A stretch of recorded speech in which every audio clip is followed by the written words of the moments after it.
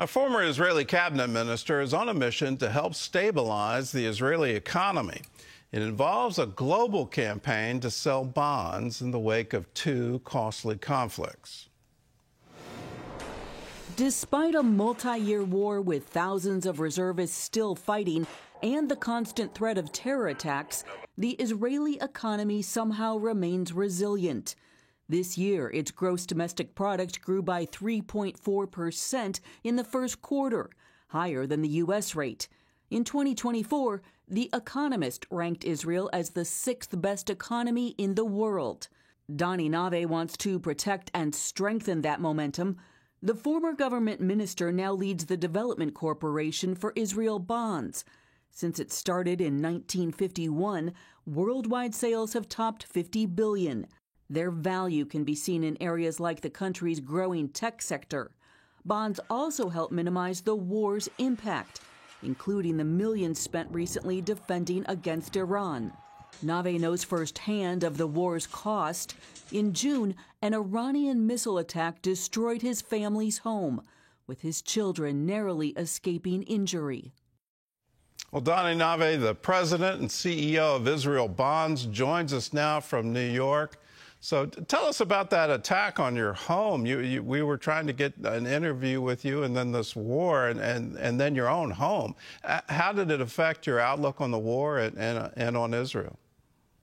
Yeah, first of all, good morning, and thank you for having me, Gordon, on this important show. I can tell you that on June 19th at 12:18 a.m. here in New York, it was 7:18 in the morning in Israel, I received the red alert on the IDF, the Israel Defense Forces app, and sirens, warning sirens were sounding all over Israel on Iranian missile attack coming. And when the war started, my wife and I FaceTime our children since they entered the shelter. But this time it was completely different.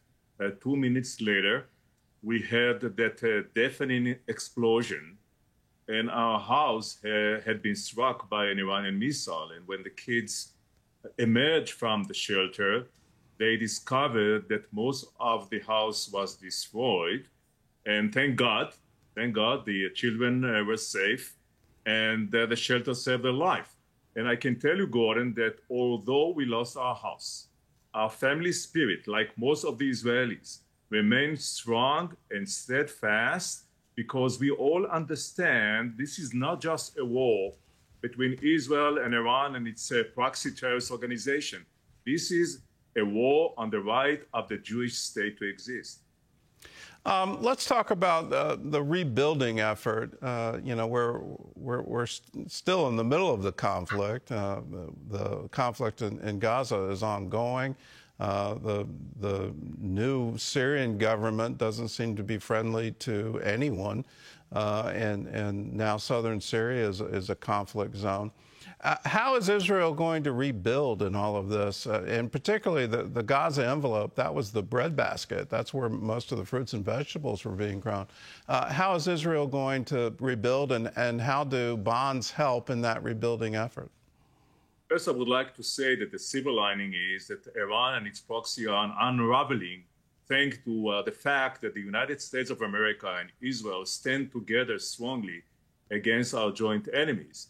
And as you have mentioned before, although the heavy toll, the Israeli economy is strong and resilient, and Israel bonds play an important role in achieving that. We have raised since October 7th, since that horrific day, we have raised more than $5 billion for Israel, and these funds have been an essential lifeline for Israel these days. And although the money that we already raised for Israel still needs us, and our mission, as you have mentioned, is to build Israel's tomorrow together. And this is our mission, and I can take this opportunity, of course, to approach our Christian friends.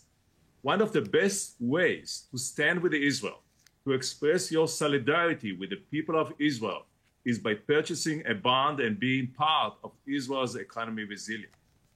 All right, well, you've teed me up. Let's just talk about the reliability of the bonds. Since it was launched in 1950, has there ever been a default on an Israeli bond? Never. So Israel has never defaulted, always paid its principal and rates on time, even during days that the Israeli economy was much more fragile than today's. Israel always kept its payment for the bonds. And I can tell you that if you take a look at the Israeli economy, as you mentioned, you can see amazing indicators of the Israeli economy. The shekel is stronger than it was before the war, the Israeli currency. The TASE, the Tel Aviv Stock Exchange, has rose more than the S&P 500. If you take a look at the Israeli startups, you can see that they continue to receive significant millions of dollars of investments.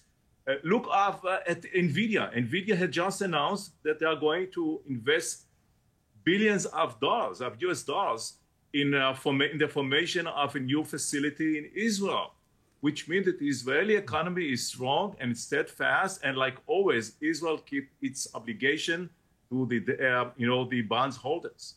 Well, let's talk about how people can buy the bonds. And I just want to underline, these are dollar denominated, so you're not taking a currency risk, and they're paying very competitive rates. It's well over 5%. So for viewers who want to invest in Israeli bonds, how can they start the process? Well, we have different maturities with different rates, but we can get strong and steady return. And it's very easy to do it. You can just go on israelbonds.com. If you don't have an account, you can open an account and then move ahead with the purchase of the bond. If you already have an account, just go on israelbonds.com and purchase the bonds. And as I've mentioned, you have different maturities of the bonds from 2 years to 15 years with strong and steady return. And at the same time, not just a strong return, but a great opportunity to express your support and solidarity with the people of Israel. When you buy a bond, you build a bond with Israel. Just tell me, what's your hope for Israel now? It looks like, as you said, the Iran and its proxies, it seems to be unraveling. I had hoped for a governmental change there. And as long as that theocracy stays in power, I think Israel's at risk. But what's your hope for Israel specifically, and then for the region? Well, Gordon, I'm optimistic. I think that if you take a look at Israel's today and compare our strategic situation to where we were like 2 years ago, Israel strategically is much stronger today. And I'm optimistic that if we continue, and I'm sure that the United States of America, and Israel, friends and allies all over the world, and especially here in America, would continue to stand together against this axis of evil and against our enemies, they will not prevail. And we are going to emerge even stronger than where we were before the war started. Well, Dani, thank you so much for being with us. I'm so glad your family is safe, that they all survived with no injury from that horrific attack. And we stand with you. You've opened up a whole new avenue to how to stand with Israel, how people can be a blessing to Israel, and at the same time get a very stable and a non-default bond is always a good idea. So if you want more... I would like to thank you, Gordon, personally for everything you do for the people of Israel.